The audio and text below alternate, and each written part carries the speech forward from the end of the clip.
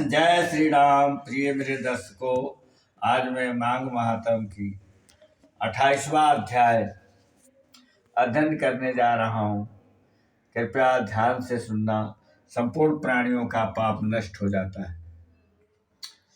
वशिष्ठ जी कहने लगे कि हे राजा दिलीप, बहुत से जन्म समूह सहित अछोद सरोवर में स्नान करके सुखपूर्वक मोक्ष को प्राप्त हो गए।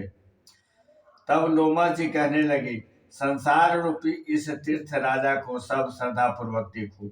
यहाँ पर 33 करोड़ देवता आकर आनंद पूर्वक रहते हैं।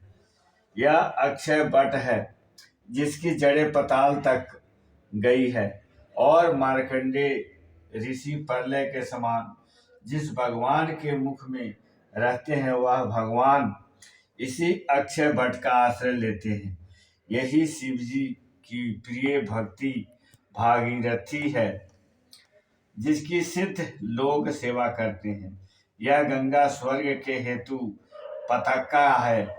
इसका जल पीने मात्र से ही मनुष्य मुक्त हो जाता है। हे मुनि, सभी प्राणी इस नदी को जमुना से मिली हुई पाते हैं। इसका संगम को बड़े पुण्य से प्राप्त होता है। इसके स्नान से जन्म मृत्यु रूपी दवानल से कई नहीं पाता,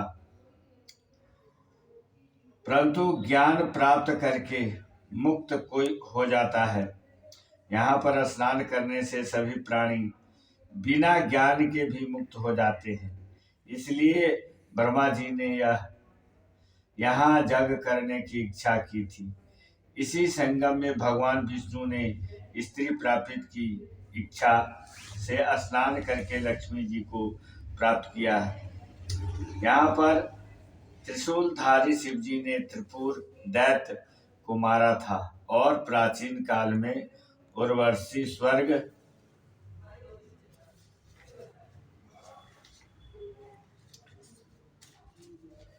स्वर्ग से गिरी थी तथा स्वर्ग पाने की इच्छा से यहाँ पर ही स्नान करने से नहुस कुल के राजा ययाति ने वंशधर पुत्र प्राप्त किया।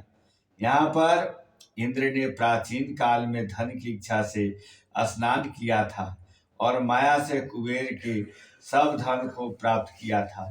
प्राचीन काल में नारायण तथा नर ने हजारों वर्ष तक प्रयाग में निराहार रहकर उत्तम धर्म किया था। यहाँ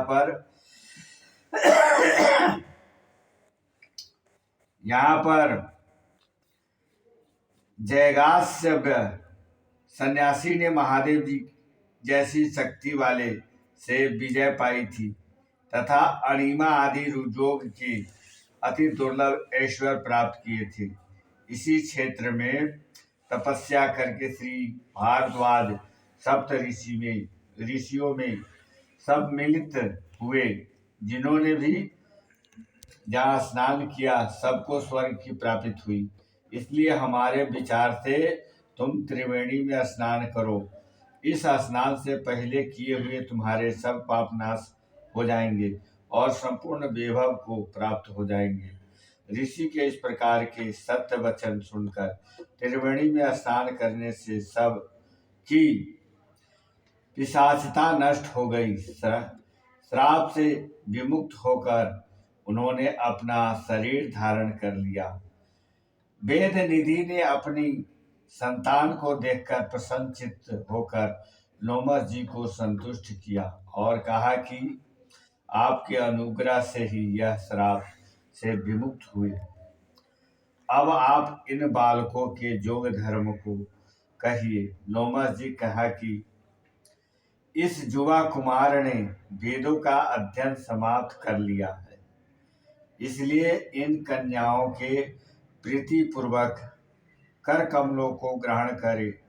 तब लोमस जी तथा अपने पिताजी की आज्ञा से इस ब्रह्मचारी ने 5 कन्याओं से विवाह किया। इस कन्या के सब मनोरथ पूर्ण हुए। जिसके घर में लिखा हुआ यह महात्म पूजा जाता है वह नारायण ही पूजे जाते हैं। पुष्कर तीर्थ में, प्रयाग में, गंगा सागर में देवालय में, कुरुक्षेत्र में तथा विशेषकर के काशी में इसका पाठ अवश्य करना चाहिए। पुष्कर तीर्थ में ग्रहण करके अवसर पर इसके पाठ का दुगुना फल मिलता है और मरने पर वैष्णव पद को प्राप्त होता है। प्रेम से बोलिए श्री रामचंद्र भगवान की।